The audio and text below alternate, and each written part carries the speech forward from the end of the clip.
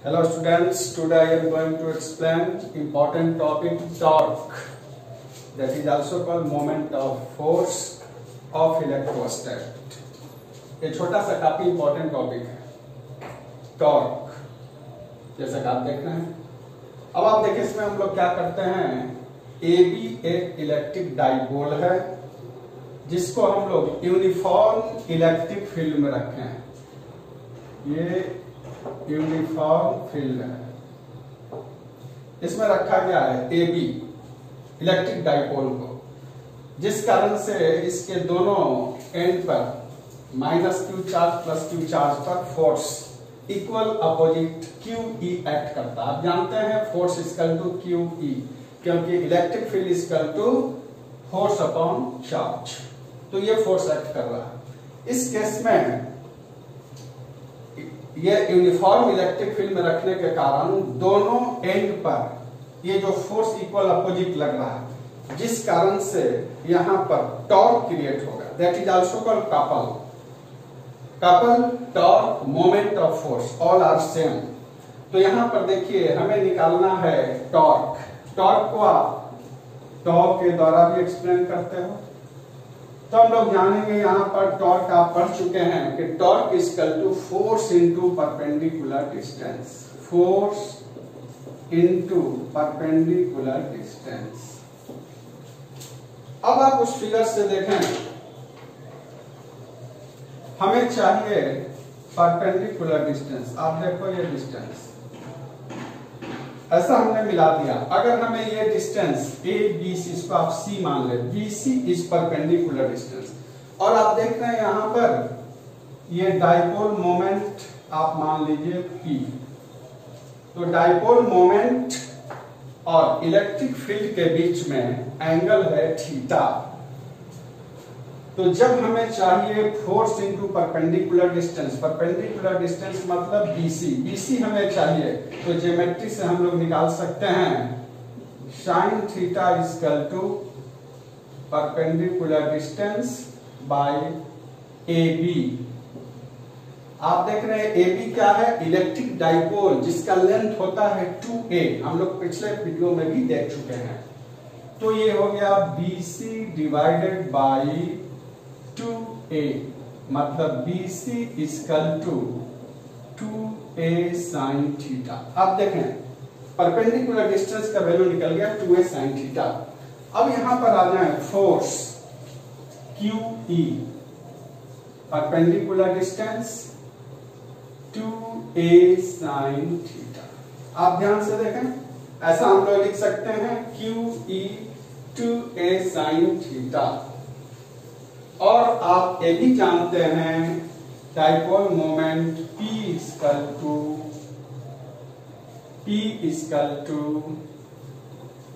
2AQ, ये हम लोग जानते हैं। अगर इस फॉर्म में यहां पर लाया जाए 2AQ, तो PE sine theta.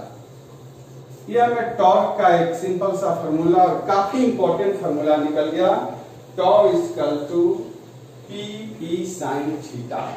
Torque equal to dipole moment electric field और साइन थीटा। P आप जानते हैं डाइपोल मोमेंट, पहले हम लोग पढ़ चुके हैं dipole moment.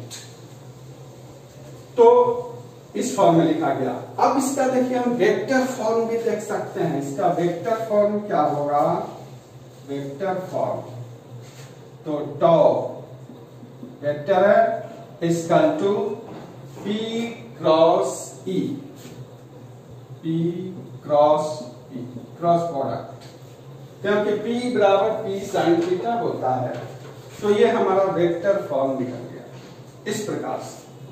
Vector form torque का ये सिंपल सा निकल गया, और इसी में है कि जब हमारा थीटा पर डिपेंड करेगा किस तरह का वैल्यू होगा, तो टॉर्क का वैल्यू भी वेरी करेगा। अगर थीटा का मान 0 डिग्री हो जाएगा तो टॉर्क आप जानते हैं 0 हो जाएगा मिनिमम। अगर थीटा 90 होगा तो वैल्यू मैक्सिमम होगा। Torque will be maximum when theta is equal to 90 degree. तो torque maximum PE sin 90 degree equal to PE। Torque maximum का वैल्यू PE। तो ये इलेक्ट्रिक फील्ड आपने देखा इस प्रकार से। तो ये टॉर्क का एक बड़ा ही इंपॉर्टेंट रिजल्ट हमें मिल गया। अब इसके हेल्प से एक और टर्म हम लोग निकाल सकते हैं।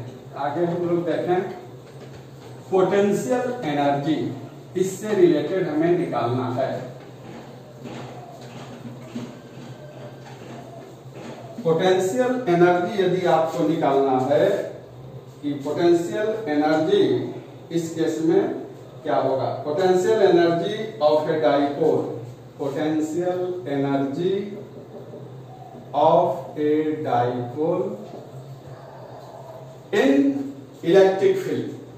तो पोटेंशियल एनर्जी के लिए हम लोग क्या करेंगे, dw work torque d theta, इस टॉर्क को लेंगे और इस रूप में निकाला जाएगा। तो इस केस में आप देखें पोटेंशियल एनर्जी के लिए क्या किया जा रहा है, टॉर डी थीटा, मतलब इसका हम लोग इंटीग्रेशन करेंगे। मान लें हम लोग W dw इसको टॉ PE sin थीटा, इसको θ1 से θ2 तक रोटेट करते हैं। ये कैसे संभव है आप देखिए, इसमें जब इस केस को हम लोग कर रहे हैं तो ऐसा हमने मान लिया कि इस डाइपोल को रोटेट कर रहे हैं, तब जाकर पोटेंशियल इसका रोटेशन कराएंगे। रोटेशन कहां से कहां तक किया गया, तो θ1 से θ2 और इस रूप में ले लिया गया। आप देख रहे हैं यहां से W PE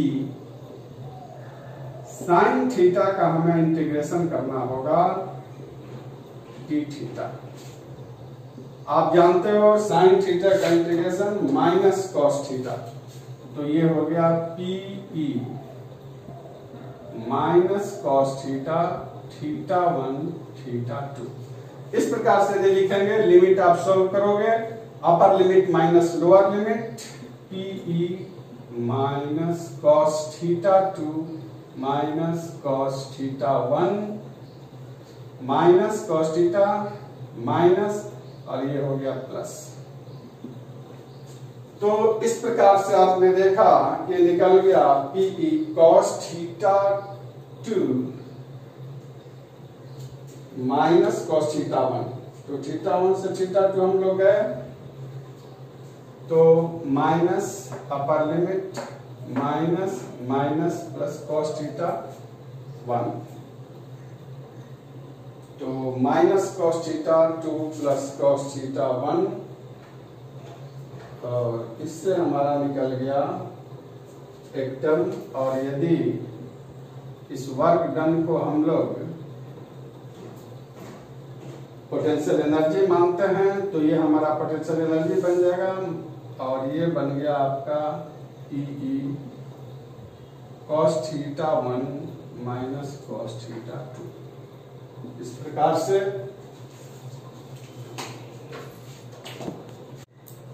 तो जैसा कि आपने देखा यहाँ पर cos θ1 माइनस cos θ2, इस प्रकार से हो गया पोटेंशियल एनर्जी। इस केस में यदि आप मान लें कि θ2 को हम लोग ले लें,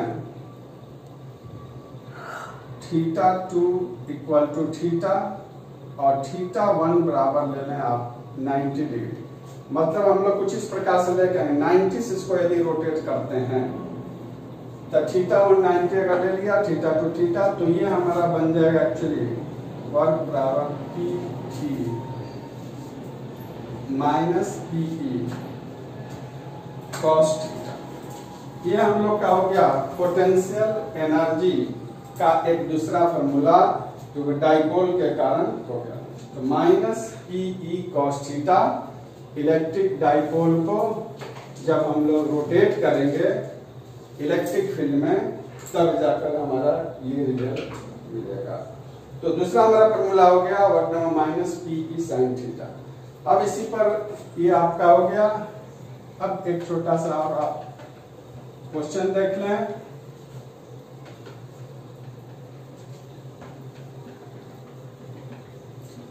अब यदि हमें टॉर्क निकालना होगा तो जैसा कि आपने देखा सारे वैल्यू उसमें दिए रहेंगे, उसके हेल्प से उस फार्मूला को निकालेंगे पी ई साइन थीटा से।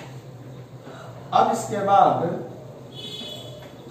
आप देखें एक क्वेश्चन इस पर बेस्ड है जो कि कहीं भी आ सकता है।